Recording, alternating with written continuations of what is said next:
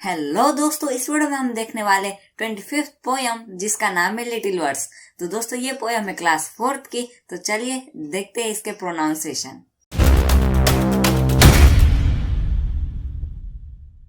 Hello guys, I am Mohit Pandey and you are watching Trendy Chat. So guys, as I mention कि इस video में हम देखने वाले 25th पोयम जिसका नाम है लिटिल वर्ड्स। तो चलिए दोस्तों पहले इसके प्रोनाउंसिएशन को देख लेते हैं, उसके बाद इसके मीनिंग को भी समझेंगे। तो जल्दी से हम निकाल लेते हैं हमारे इंग्लिश की टेक्स्ट बुक और पढ़ना शुरू करते हैं। तो दोस्तों आ जाइए सीधे 25th पोयम पे जिसका नाम है लिटिल वर्ड्स।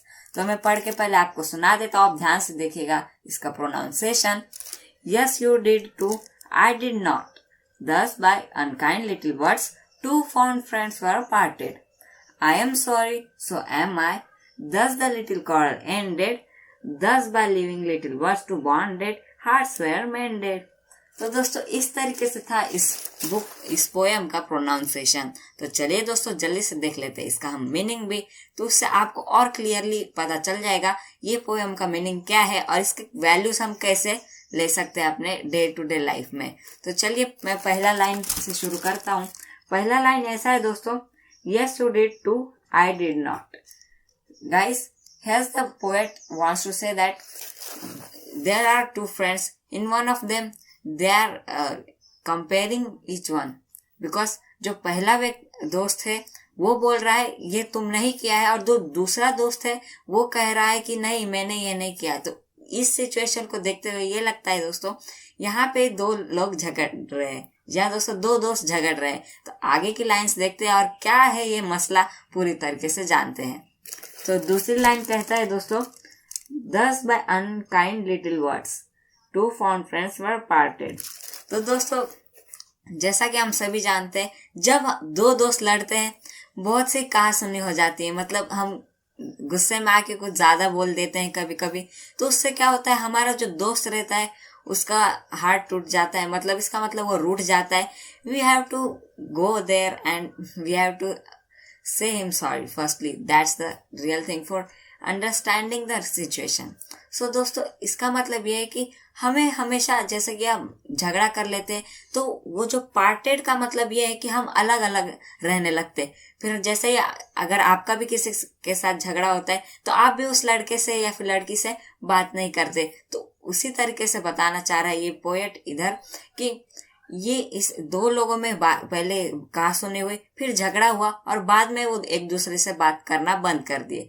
तो लेकिन चलिए दोस्तों आगे के लाइंस पढ़ते हैं, आगे क्या हुआ वो भी जानते हैं।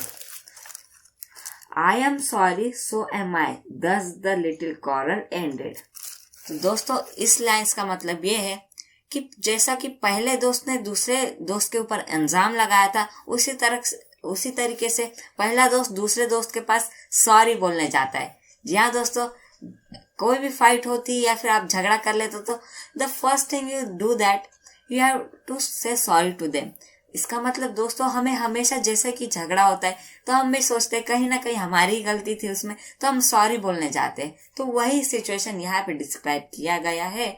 और यहाँ पे पहले दोस्त ने दूसरे दोस्त को जाकर कहा है सॉरी, और दूसरा दोस्त भी उससे राजी होकर वो भी उसे सॉरी बोलता है, क्योंकि दूसरा दोस्त भी समझता है कहीं ना कहीं छोटी गलती तो मेरी भी थी, तो इसलिए एक दूसरे को दोनों सॉरी बोल देते हैं। इसी तरीके से जो कॉरेल मतलब जो झगड़ा हुआ था उनमें वो भी सुलझ जाता है। तो दोस्तों इधर कॉरेल शब्द का मतलब होता है झगड़ा। तो चलिए आगे की लाइंस भी देख लेते हैं। Thus by loving little words two bonded hearts were mended।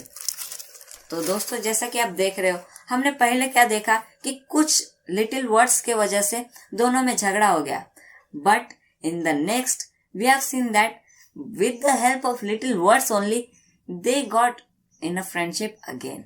मतलब दोस्तों जैसा कि हमने देखा था पहले उन बच्चों ने कुछ शब्दों की वजह से उनमें झगड़ा हो गया, लेकिन बाद में क्या हुआ दोस्तों, वो कुछ और शब्दों के साथ उनकी फ्रेंडशिप वापस बन गई और उनकी दोस्ती पहले जैसे बन गई। तो दोस्तों इस पोयम का आउटकम मैं पहले बता देता हूँ आपको। इस पोयम से कवि हमें ये समझाना चाहते हैं कि हमें हमेशा जो हमारे शब्द है किसी के सामने संभाल के यूज करना चाहिए। जैसे कि कुछ शब्दों से हम झगड़ा भी कर लेते हैं और कुछ शब्द ऐसे भी होते हैं जो हम किसी से फ्रेंडशिप भी कर पाएंगे। तो हमें हमेशा वो शब्द यूज करना चाहिए जो सभी के लिए अच्छा हो, जिससे हम नए फ्रेंड्स बना सके। तो दोस्तों ये था मॉरल ऑफ दिस पोएम।